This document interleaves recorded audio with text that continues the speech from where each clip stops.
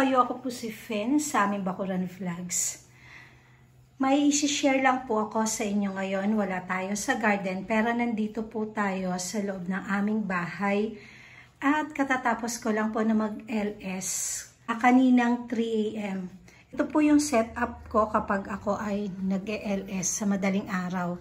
Pero bago po natin umpisahan yung topic natin ngayon, sa mga bago pa lang po dito sa aking YouTube channel, paki-like, comment, and subscribe po. At huwag niyo pong kakalimutan na i-click ang notification bell para po ma-notify po kayo kapag meron po tayong bagong upload. Tsak po na may magtatanong sa akin kung bakit 3 AM ako nag-LS. Kasi po, maaga po ako nagigising, sayang yung oras, kaya 3 AM, nagsa-silent LS na po ako para po hindi naman masayang yung oras ng pagising ko. Tsaka nagluluto rin naman po ako ng agahan at baon ng mag-aama ko. Yan, ito po yung setup ng aking pag-LS. Yan, minsan dito, minsan doon sa may prayer room. Tanggalin ko muna itong cellphone dito sa harapan ng headpat para mas makita nyo yung kagandahan ng headpat at saka yung isi-share ko sa inyo na halaman.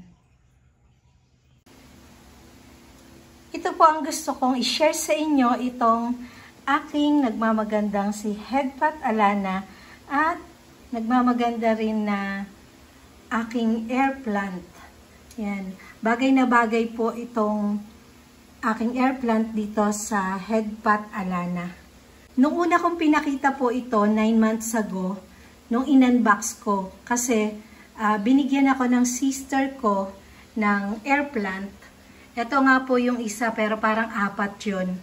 In-unbox ko po yun at meron po akong video dito sa aking YouTube channel 9 months ago.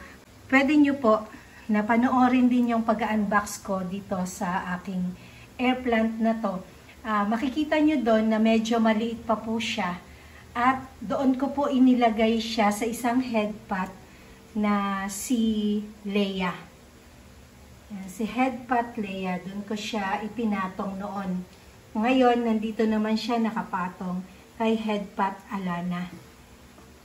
Ang ganda, diba? Kaya yung mga air plant, masarap din po na alagaan yan.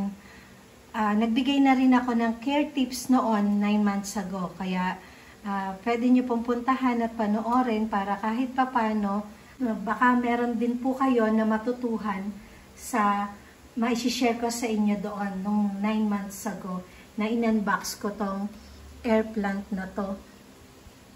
Kaya ko po ito senior sa inyo kasi yung headpat ko na to, hindi ko talaga tinataniman to ng halaman kasi gusto ko maging malinis lang siya. Kasi kapag nilagyan ko ng lupa dito, kadidilig, dudumi yan. Dudumi dito. Nanghihinayang po ako na dumumi dahil napakatagal po namin na pinipinturahan itong mga headpat na to. Talagang naghahalo kami ng sister ko ng mga parang 3 o 4 na kulay lang, parang black, white, red, at saka nakalimutan ko na yung ibang kulay. Pero makikita nyo rin po yan sa aking mga videos, na mga nakaraang video ko na nung pininturahan namin yung mga clay pot na yan, yung mga headpat na clay pot na yan. Kaya nakakagaan ng pakiramdam kapag makikita nyo na ganyan. Wala akong anak na babae, kaya para bang dito ako natutuwa sa mga headpat na yan. Kasi ilan yung headpat ko dito? Parang 8 piraso na headpat meron ako dito. Yung isang unang headpat ko kay Mami Evelyn ko binili sa La Evelyn's Garden dito sa Kalumpit, sa Longos, Kalumpit, Bulacan. Mga ano naman yun cement. Ito, clay pot naman. Nandun yun sa labas, bale, pinatungan ko rin siya ng air plant. Ang kaso, yung air plant na nandun, parang dumikit na yung ugat doon sa pinakaloob niya. Mamaya pakikita ko sa inyo. Kaya lang medyo madumi dahil nandun nga siya sa labas. Kaya gusto ko ganito lang yung ginagawa ko sa headpat. Para hindi po dumumi at hindi pumangit. Ito po yung tatlong headpat na nandito sa aming sala. Kasi dito sila nakalagay sa side table ng aming sala set. Dahil pinapatungan ko po sila ng mga iba't ibang halaman para mas maganda silang tingnan. Nung unang pinakita ko po sa inyo itong aking air plant na to, dito siya nakalagay kay Headpat Leia. Tapos ito po si Headpat Angela. Kapag maliit lang po na paso o maliit na halaman, dito ko inilalagay. Siya nga po pala, yung ID nga po pala nitong air plant na to ay Zerog. Bali kanina tiningnan ko yung message sa akin ng seller. Zerog, small. Small lang siya talaga noon nung binili ko siya. Tapos, ang presyo po niya 9 months ago, 250 pesos. Dito ko nga po siya inilagay kay Headpat Leia. Meron pa po ako na 3 headpat doon sa terrace namin sa taas at may 2 akong headpat doon sa garden set ko sa may grotto. Kaya 8 piraso po lahat yung mga headpat ko na nandito. Bale, 6 na piraso yung pininturahan namin ng ganito na clay pot at yung isa po ay puti lang, parang kasama siya sa mga goddess. Kaya white lang yung pinintura ko sa kanya. Hindi kagaya po nito, puro ganyan yung pagpipintura sa amin talaga kung ano yung kulay ng balat, ng buhok, at saka nung damit nila. Ayan, di ba ang ganda? Sa susunod, lalagyan ko pa tong isa. Kasi, lalagyan ko pa tong isa ng ibang air plant. Kasi may mga air plant pa naman ako dito sa garden ko. Tapos, yung maliliit na air plant, pwede naman dito kay Headpat Angela. Lalabas po muna tayo at ipakikita ko po sa inyo yung 2 headpat na nandun. At yung isang headpat po na pinatungan ko din ng isa pang air plant. Tara, labas po muna tayo. Nandito na po tayo sa aking garden, dito sa aking garden set. Ayan, medyo madumi. Ayan, nag-uulan kasi kaya may mga dumi-dumi na ganyan, parang mga lumot. Ito po yung sinasabi ko kanina lang, na kaya ayokong lagyan ng lupa yung mga headpat na nandun sa loob ng aming bahay. Kasi ganito yung mangyayari sa kanila, kadidilig.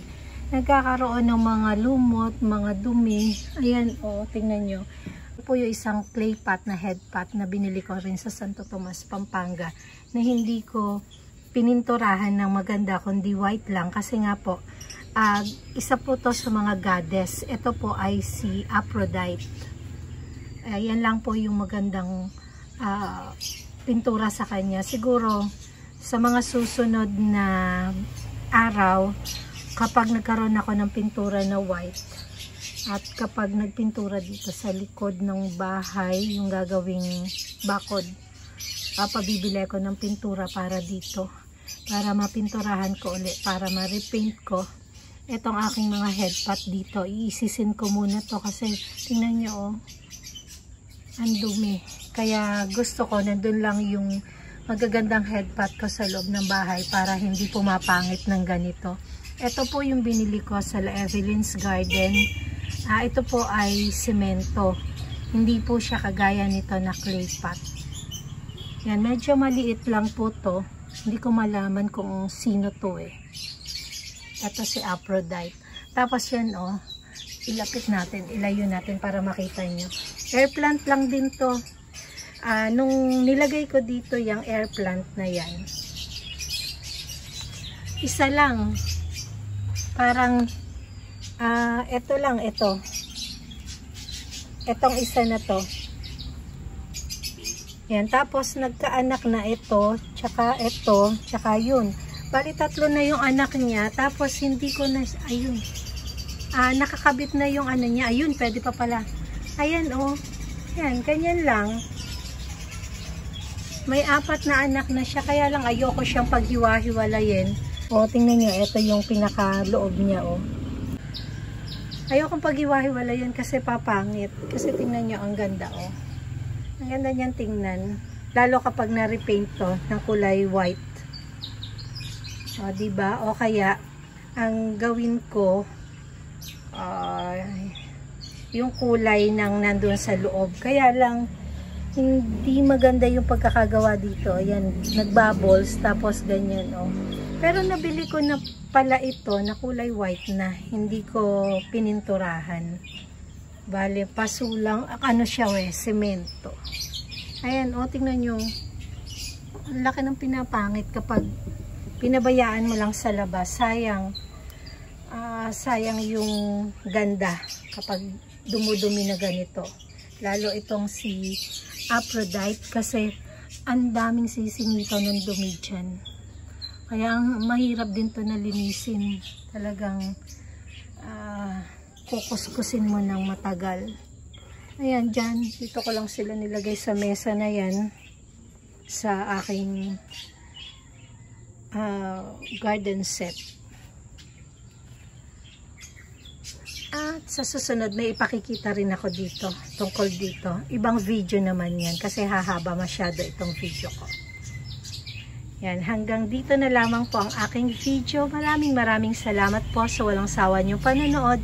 At walang sawa niyong pagsuporta sa aking mga video. Keep safe everyone. God bless.